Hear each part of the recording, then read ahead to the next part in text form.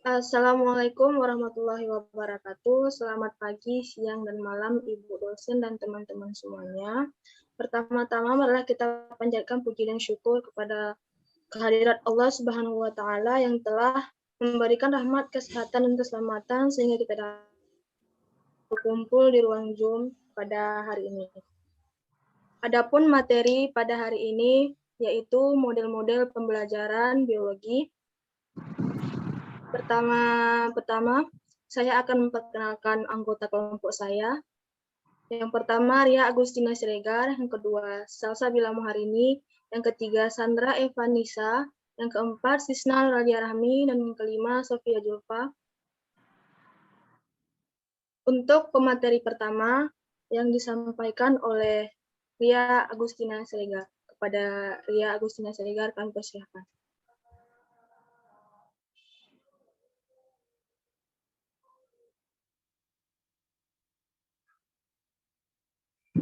Karakteristik model pembelajaran.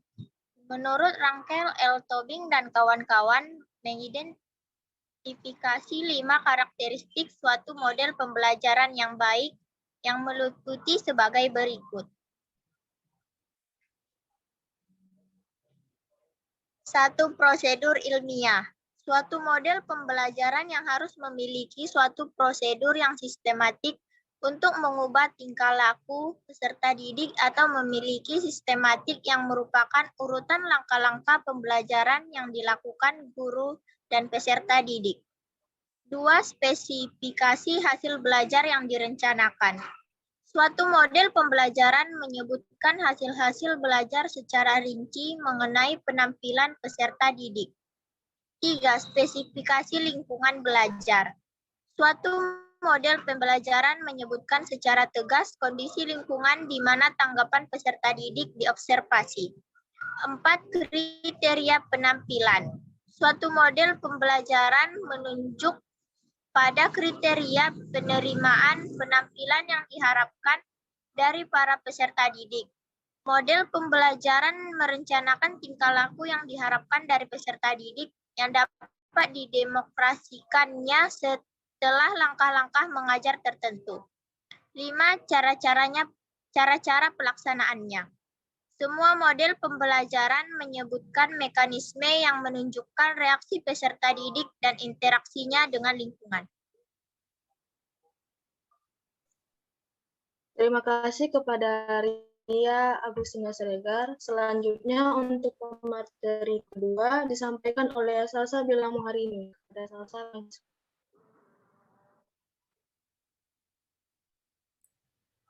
Baik, terima kasih kepada moderator.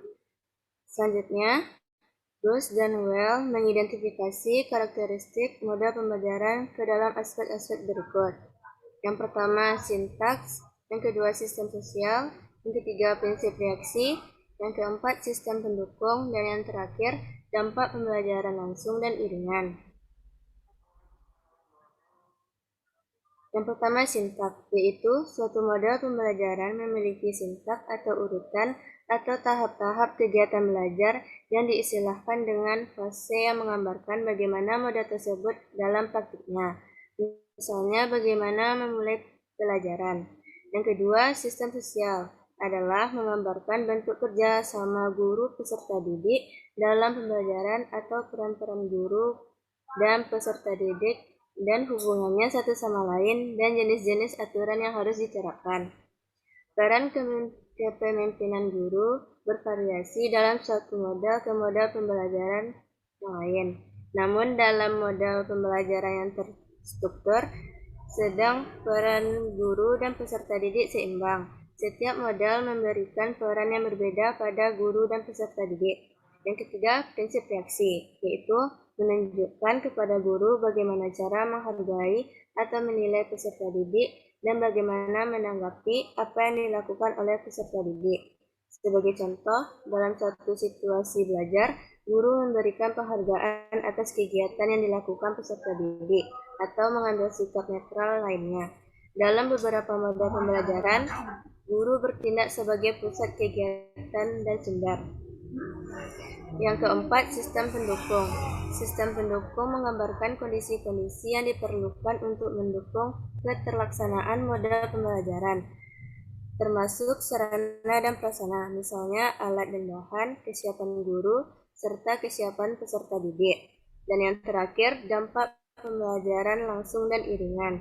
Dampak pembelajaran langsung merupakan hasil belajar yang dicapai dengan cara mengarahkan para peserta didik pada tujuan yang diharapkan. Sedangkan dampak iringan adalah hasil belajar lain yang dihasilkan oleh suatu proses pembelajaran sebagai akibat terciptanya suasana belajar yang dialami langsung oleh pembelajar. Sekian materi dari saya kembalikan kepada moderator. Terima kasih kepada Salsabila hari ini. Selanjutnya untuk pemateri selanjutnya yaitu yang disampaikan oleh Sandra Evanisa. Kepada Sandra kami persilakan. Materi selanjutnya yaitu mengenai model pembelajaran kooperatif. Pembelajaran kooperatif memiliki ciri-ciri. Yang pertama, struktur tugas. Yang kedua, tujuan dan penghargaan kooperatif. Dalam penerapan pembelajaran kooperatif ada dua atau lebih individu bekerja sama, saling berbagi pengetahuan dan pengalaman untuk mencapai suatu tujuan. Semua model pembelajaran ditandai dengan adanya. Yang pertama, struktur tugas. Struktur tugas mengacu kepada dua hal, yaitu cara pembelajaran diorganisasikan dan jenis kegiatan yang dilakukan oleh anak didik di dalam kelas. Yang kedua, struktur tujuan. Struktur tujuan merupakan kadar saling ketergantungan anak didik pada saat mereka mengerjakan tugas.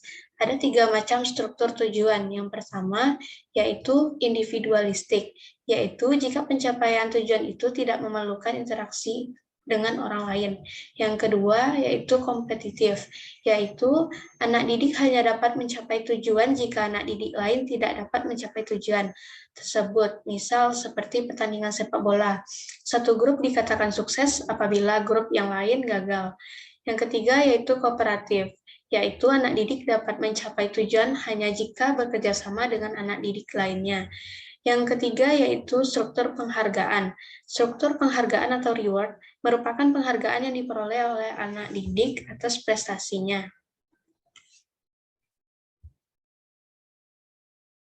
Selanjutnya yaitu terdapat beberapa variasi dari model pembelajaran kooperatif. Namun, prinsip dasar dari pembelajaran kooperatif tersebut tidak berubah. Beberapa variasi model pembelajaran tersebut adalah yang pertama, Student Teams Achievement Division atau STAD. Yang kedua yaitu Jigsaw. Yang ketiga, Group Investigation.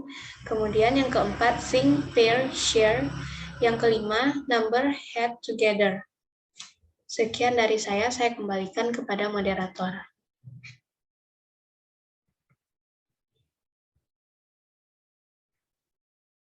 Terima kasih kepada Sandra Evanisa. Saya akan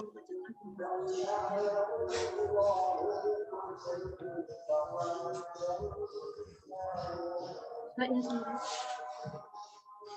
materi selanjutnya yaitu model pembelajaran STS. Model pembelajaran STS merupakan suatu model pembelajaran yang memadukan pemahaman dan pemanfaatan sains, teknologi, dan masyarakat dengan tujuan agar konsep sains dapat diaplikasikan melalui keterampilan yang bermanfaat bagi peserta didik dan masyarakat. Model STS memiliki beberapa keunggulan di antaranya. Yang pertama, membentuk individu yang memiliki literasi sains dan teknologi. Yang kedua, memiliki kepedulian terhadap masalah masyarakat dan lingkungan. Yang ketiga, pembelajaran dengan model STS terdapat beberapa metode saintis yang merupakan bagian dari pembelajaran biologi, yaitu melakukan eksperimen untuk mengatasi permasalahan yang ada di lingkungan. Yang keempat, mampu mengakomodasikan siswa untuk belajar melalui serangkaian kegiatan ilmiah. Penerapan mode STS akan lebih efektif jika dipadu dengan metode pembelajaran yang tepat seperti eksperimen lapangan dan eksperimen laboratorium. Metode eksperimen lapangan merupakan metode eksperimen yang dilakukan di tempat yang sesungguhnya, baik oleh guru maupun oleh peserta. Kemudian untuk pemateri selanjutnya yaitu akan disampaikan oleh Sophia Julfa. Sophia Julfa, kami persilahkan. Baik, terima kasih kepada moderator. Materi selanjutnya yaitu model pembelajaran dengan pendekatan konstruktivistik. Pendekatan pembelajaran konstruktivistik pada dasarnya menekankan pentingnya siswa membangun sendiri pengetahuan mereka lewat keterlibatan aktif dalam proses pembelajaran. Sebagian besar waktu proses pembelajaran berlangsung dengan berbasis pada aktivitas siswa. Pada dasarnya, anak didik tidak membawa kepala kosong ke sekolah, tapi mereka sudah memiliki pengetahuan atau konsep tentang sesuatu berdasarkan pengalaman mereka dalam kehidupan sehari-hari. Mungkin mereka sudah melihat, mendengar, membaca, bahkan mengamati suatu hal, sehingga berdasarkan penglihatan, pendengaran, pembacaan, pengalaman itu, mereka sudah punya konsep tentang hal itu. Misalnya, mereka sudah mendengar atau membaca istilah cloning. Cuma, kita belum tahu sampai di mana kebenaran konsep yang mereka miliki. Dengan pembelajaran konstruktivistik, anak didik secara aktif mencoba membangun sendiri konsep atau pengetahuan itu secara bertahap. Mungkin dengan bertanya kepada guru, berdiskusi dengan teman, atau membaca buku sehingga anak menemukan konsep yang benar atau hampir benar berdasarkan konsep yang sudah dimilikinya. Demikian materi dari saya ucapkan terima kasih dan saya kembalikan kepada moderator. Terima kasih kepada Sofia Julfa telah menyampaikan materi. Sekian dari diskusi dari kelompok kami. Saya selaku moderator meminta maaf atas kesalahan dari kelompok kami. Wabillahi taufiq wa hidayah. Assalamualaikum warahmatullahi wabarakatuh.